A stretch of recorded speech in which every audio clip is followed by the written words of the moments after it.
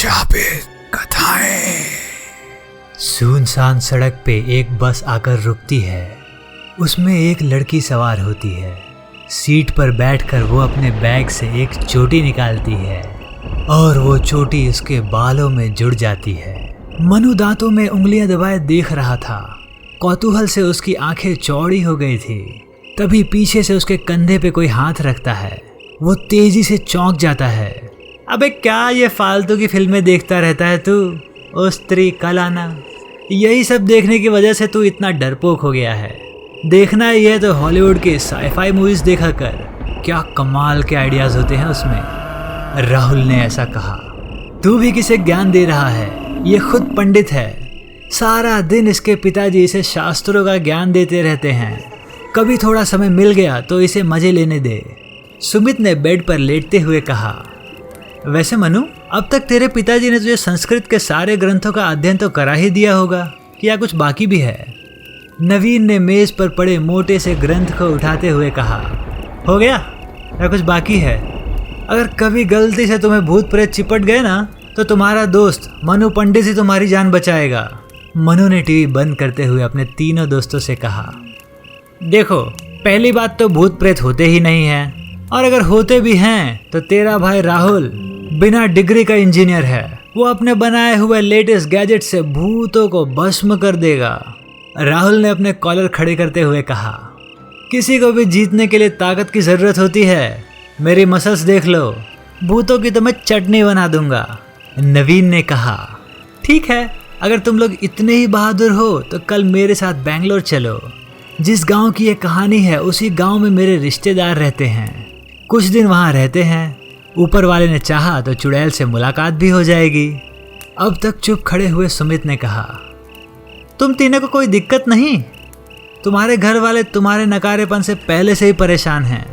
पर मैं पिताजी को क्या कहूँगा? मनु ने बोला। अब तो कुछ बहाना बना, वरना इन ग्रंथों को पढ़ते पढ़ते बुढ़ा हो जाएगा। राहुल ने एक मोटी किताब उठाकर बोला। चलो ठीक है, कोशिश करता हूँ। मनु ने राहुल के हाथ से किताब लेकर अपनी आंखों से लगाते हुए कहा। ठीक है, तो कल सुबह मैं आता हूँ तुम तीनों को लेने, सुमित ने कहा। राहुल, मनु, सुमित और नवीन ये चारों बचपन के दोस्त थे। मनु के पिताजी एक प्रकांड पंडित थे। उन्होंने मनु को वेद, पुराण, शास्त्रों सबका ज्ञान दिया था। मनु ने भी सब धर्म ग्रंथों पर महारत हासिल कर ली थी। पर मनु के पिताजी उसके तीनों दोस्तों को पसंद नहीं करते थे, क्योंकि वो तीनों नकारा थे। राहुल की रुचि तकनीक में थी और उसका ज़्यादा समय नए नए गैजेट बनाने में जाता था। नवीन एक बॉडी बिल्डर था। उसका पूरा दिन जिम में ही बीतता था। सुमित अमीर पिता की औलाद था। ये चारों कोई काम तो करते थे नहीं। सुमित ही इन सब के खर्चों के लिए पैसे का प्रबंध करता था। गांव पहुंचते पहुंचते उन्हें शाम हो गई थी। वो कच्ची पक्की सड़क थी, दोनों तरफ जंगल थे। सड़क पे ट्रैफिक भी नहीं था। वातावरण में अजीब सी खामोशी थी। सड़क के किनारे पेड़ों की आकृति भी अजीब थी। कई बार ऐसा भ्रम हुआ जैसे कोई उन पर उल्टा लटका हुआ है। चारों वातावरण में फैले बोझिल सन्नाटे को महसूस कर रहे थे, पर कोई कुछ नहीं बोला। शायद ये उस इलाके का ही असर था। जैसे ही गाड़ी गांव में पहुंची तो उन्होंने देखा कि हर घर के बाहर मोटे मोटे लाल अक्षरों में लिखा था नालेबा। नालेबा यानी कि कल आना। सुमित की गाड़ी की आवाज़ सुनकर उसकी मौसी और उनका बेटा रवि बाहर आ गए। बेटा, बहुत देर कर दी तुम लोगों ने, हम तो डर गए थे। तुम तो जानते हो ना, इस इलाके में शाम होने के बाद बाहर नहीं निकलते। चलो चलो जल्दी जल्दी सामान उतारो और अंदर आ जाओ, मौसी ने चिंता भरी आवाज़ में कहा। सुबह रवि अपने दोस्त भोलू के साथ उन चारों को गांव घुमाने ले गया। भोलू उसके साथ वाले घर में रहता था। ये चुड़ैल का क्या हिस्सा है? सुमित ने पूछा। रवि ने बताना शुरू किया। कई किस्से हैं। कोई कहता है बरसों पहले इस इलाके में एक लड़का लड़की ने घर से भागकर शादी की थी। वो अलग अलग जाति के थे। उनकी शादी हुई ही थी कि लड़की के घर वालों ने लड़के की हत्या कर दी। लड़की ने भी कुएं में कूदकर जान दे दी। तभी से उसकी आत्मा इस इलाके में घूम रही है। रात के समय वो युवा लड़कों को उठा ले जाती है, जो कभी वापस नहीं आते। जिस घर के बाहर नालेबा नहीं लिखा होता है, वो उस दरवाजे को खटखटाती है। दरवाजा खुलने पर वो लड़के को उठा ले जाती है। वो रूप बदल सकती है और कोई कहता है एक चुड़ैल है जो सालों से इस इलाके में रहती है। वो लड़कों को उठाकर उनकी बलि चढ़ाती है अपनी कोई सिद्धि पूरी करने के लिए। अरे मैं भूल ही गया, मैं तुम्हारे लिए ये रॉकेट लाया हूँ।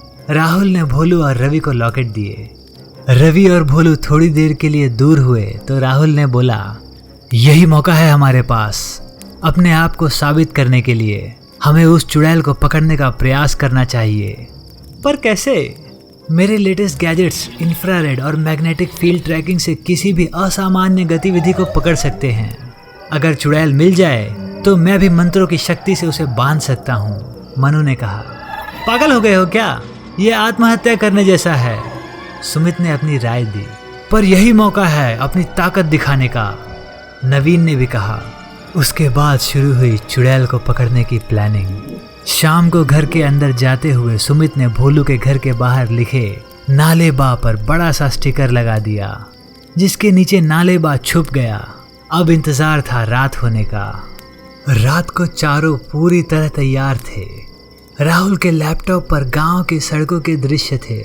उन्होंने चोरी छुपे गांव में जगह जगह सीसीटीवी कैमरा लगा दिए थे और भोलू को और राहुल को जो लॉकेट दिया था उसमें कैमरा और जीपीएस की चिप थी। वो चारों लैपटॉप को एकटक देख रहे थे और कुछ होने की प्रतीक्षा कर रहे थे। चारों की सांसें तेज चल रही थी। कमरे में इतना सन्नाटा था कि उनकी धड़कनों की आवाज़ साफ सुनाई दे रही थी। रात के 1 बज गए थे।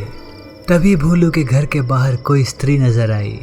उसने दरवाज़ा खटखटाया तो भोलू ने पूछा, कौन? रवि की आवाज़ में जवाब मिला, भोलू दरवाज़ा खोल, सुमित भैया की तबीयत बहुत खराब हो गई है, डॉक्टर को बुलाने जाना है। आ रहा हूँ, ये कहकर भोलू ने दरवाज़ा खोल दिया। चारों सांस रोककर लैपटॉप पर देख रहे थे। जैसे ही भोलू ने दरवाज़ा खोला, स्त्री ने उसके कंधे पर हाथ रखा और दोनों एक परछाई से बनकर हवा में उड़ चले। चारों की सांस रुकने लगी। चारों ने लैपटॉप पर उन्हें थोड़ी देर जाते हुए देखा। जब वो गांव की सीमा पार कर गए, चारों तेजी से भागे और गाड़ी में बैठ गए। राहुल जीपीएस लोकेशन बता रहा था। उस हिसाब से सुमित गाड़ी चला रहा था। चारों की सांसें तेज चल रही थी। वो गांव से थोड़ी दूर बाहर आ गए थे। उसके बाद जीपीएस लोकेशन एक कच्चे रास्ते का इशारा कर रही थी। सुमित ने गाड़ी कच्चे रास्ते पर उतार दी।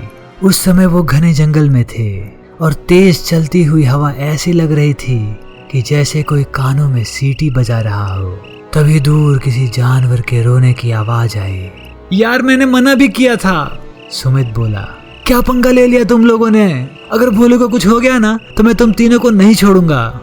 वे घबरा मत, कुछ नहीं होता है, हम है ना, हम कुछ नहीं होने देंगे, राहुल ने जवाब दिया। वो लोग घने जंगल के बीच पहुंच चुके थे और अचानक लैपटॉप में भोलू की लोकेशन आनी बंद हो गई। राहुल लैपटॉप के कीबोर्ड पर कई बटन दबा रहा था पर कोई लोकेशन नहीं मिल रही थी। लगता है कुछ गड़बड़ है, राहुल ने कहा। फिर मनु ने बोला, आसपास ही होना चाहिए, चलो उतर कर देखते हैं। चारों जने गाड़ी से उतर गए। सुमित के हाथ में एक टॉर्च थी जिसकी रोशनी में चारों आगे बढ़ रहे थे। तभी अचानक उनके सिर के पास से एक पंछी निकला। वो एकदम घबरा गए। वो घबरा कर रुक गए पर फिर हिम्मत करके आगे बढ़े। उन्हें लगा कि जैसे पेड़ों पर इंसान उल्टे लटके हुए हैं। उन्होंने ध्यान से देखा, वो मुर्दा इंसानी शरीर थे। अब सुमित के साथ साथ नवीन को भी डर लगने लग गया था। अंधेरे में चलते जा रहे थे। जंगल से जानवरों की भयानक आवाजें आ रही थी। तभी उनके कैमरे ने फिर सिग्नल पकड़ने शुरू किए। उन्होंने देखा कि वो एक गुफा थी जिसके अंदर एक राक्षस की विशालकाय मूर्ति थी। दीवारों पर जगह जगह बड़ी बड़ी मशालें जल रही थी। दीवारों पर इंसानी खोपड़ियाँ टंगी हुई थी। मूर्ति के गले में खोपड़ियों की माला थी। उसके हाथों में इंसानी आंखों को जोड़कर बनाया गया एक ब्रेसलेट था। उन्होंने देखा भोलू उस मूर्ति के आगे बेहोश लेटा हुआ है और उसी के पास एक भयानक चुड़ैल खड़ी थी। चुड़ैल लगभग 20 फीट ऊंची थी। उसका रंग बिल्कुल काला था। आंखें बड़ी बड़ी और लाल थी वो स्त्री बड़ी भयानक हंसी हंसने लगी और उन्हें ऐसा लगा कि जैसे उनके कान के पर्दे फट जाएंगे। चारों के माथे पर पसीने की बूंदें आ रही थी। उस स्त्री ने एक पैर भोलू की छाती पर रखा और मन ही मन कुछ मंत्र पढ़ने शुरू कर दिए। तभी उसके चारों ओर काले काले भयानक शक्ल के राक्षस आ गए। वे जोर जोर से बड़े बड़े ढोल बजा रहे थे और कुछ राक्षस ढोलकी पर डरावना नाच कर रहे थे। चुड़ैल मंत्र पढ़े जा रही थी। भयानक संगीत पर राक्षस नाच रहे थे। तभी उस चुड़ैल ने भोलू को कंधे से पकड़कर मूर्ति के सहारे बैठाया और दोनों हाथ उसके सिर पर रखकर उसको दबाने लगी। भक्क की आवाज के साथ भोलू का सर ऐसे फट गया जैसे पके हुए अमरूद को दबाने पर फट जाता है। सर में से खून का फव्वारा निकलकर चुड़ैल के ऊपर पड़ा। चुड़ैल ने जीभ को ऐसे लपलपाया जैसे किसी स्वादिष्ट चीज का स्वाद ले रही हो। फिर उसने गोलू के सर पर मुंह रखा और उसका खून पीने लगी। जब सारा खून खत्म हो गया तो उसने भोलू को फिर लिटा दिया। उसने अपने लंबे लंबे नाखूनों से भोलू के सीने को चीर दिया और उसमें से उसका दिल निकाल कर उसको खाने लगी। राक्षस ढोल बजाए जा रहे थे और उस पर नाच रहे थे। अब चुड़ैल ने गोलू के शरीर के 2 टुकड़े किए और राक्षसों की तरफ फेंक दिए। वो ढोल बजाना छोड़कर उसके शरीर पर टूट पड़े और उसे नोच नोच कर खाने लगे। राहुल ने लैपटॉप बंद कर दिया। इतना बीभत्स दृश्य देखने के बाद उसकी और हिम्मत नहीं थी। मैंने पहले ही मना कर दिया था, अब क्या करें? सुमित ने बोला। किसी ने खुद जवाब नहीं दिया। मैंने फैसला कर लिया है और अब मैं उस चुड़ैल को बिना मारे घर नहीं जाऊंगा। हम तेरे साथ हैं। चारों ने आगे बढ़ना शुरू किया। राहुल के लैपटॉप पर कुछ सिग्नल आए। भोलू का जीपीएस चिप से सिग्नल मिल रहे थे। इसका मतलब हम आसपास हैं। चारों चलते चलते एक गुफा के पास पहुंचे। गुफा में हल्की रोशनी बाहर आ रही थी। उन्होंने टॉर्च बंद कर दी और वो सावधानी से बिना आहट के गुफा के अंदर गए। वो जैसे ही थोड़ा आगे बढ़े, बिना सिर के शरीर वाले एक आदमी ने उन पर भाले से हमला किया।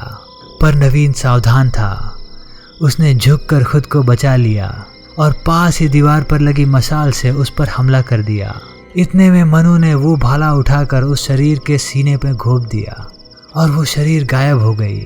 अपनी पहली सफलता से उनके चेहरे पर चमक आ गई। वो आगे बढ़े। अब उन्हें ढोल का कान फोड़ू संगीत साफ सुनाई दे रहा था। उनकी धड़कनें बढ़ गई थी। थोड़ी देर में वो गुफा के उस हॉलनुमा भाग में थे जिसमें राक्षस की विशालकाय मूर्ति थी।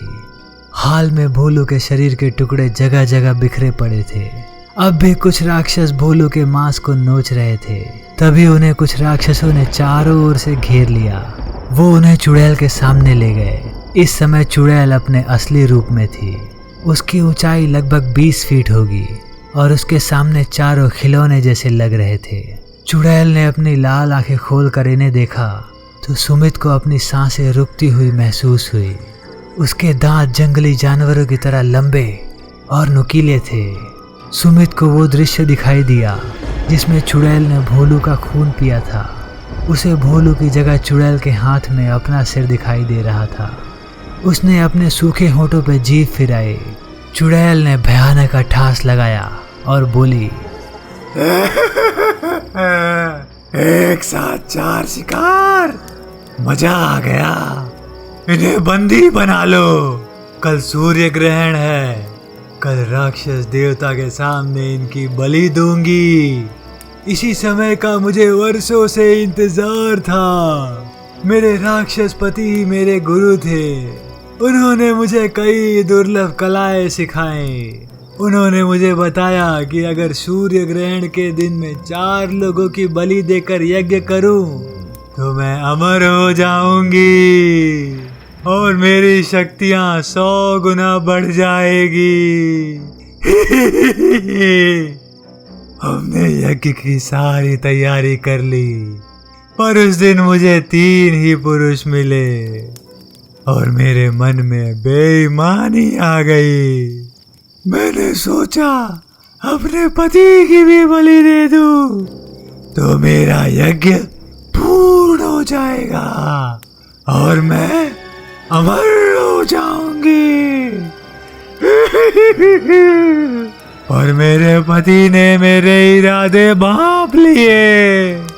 उन्होंने अपनी सुरक्षा के लिए मुझे श्राप दे दिया कि मैं इस नगर की सीमा से बाहर नहीं जा सकती और मैं तब तक किसी के घर में प्रवेश नहीं कर सकती जब तक कि वो मुझे स्वयं खुद ना बुलाए। उसके बाद मेरे पति ने ये शहर छोड़ दिया। जिन घरों के बाहर नाले बा यानी कल आना लिखा होता है, मैं उस घर में प्रवेश नहीं कर सकती वरना मैं भस्म हो जाऊंगी।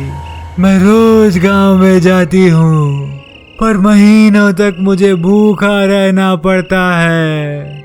फिर किसी न किसी दिन कोई मूर्ख अपने घर से नालेबा मिटा देता है या रात को घर से बाहर निकल जाता है, तब मुझे भोजन मिलता है। लगता है राक्षस देवता मुझसे प्रसन्न है, तभी तुम चारों को मेरे पास भेज दिया।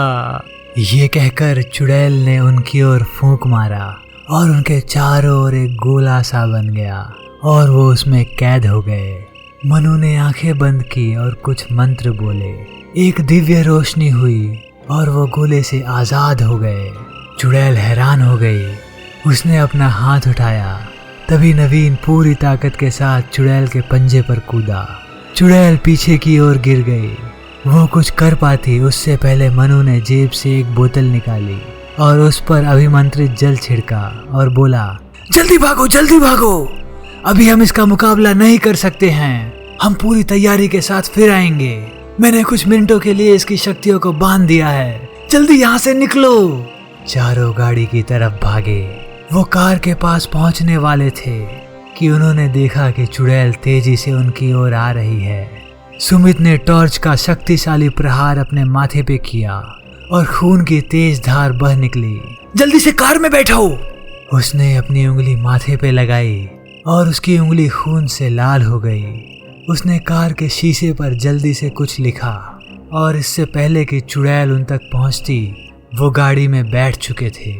चुड़ैल अपनी लाल लाल आंखों से गाड़ी के शीशे को घूर रही थी, जिस पर लाल शब्दों में लिखा था, नालेबा यानी कल आना।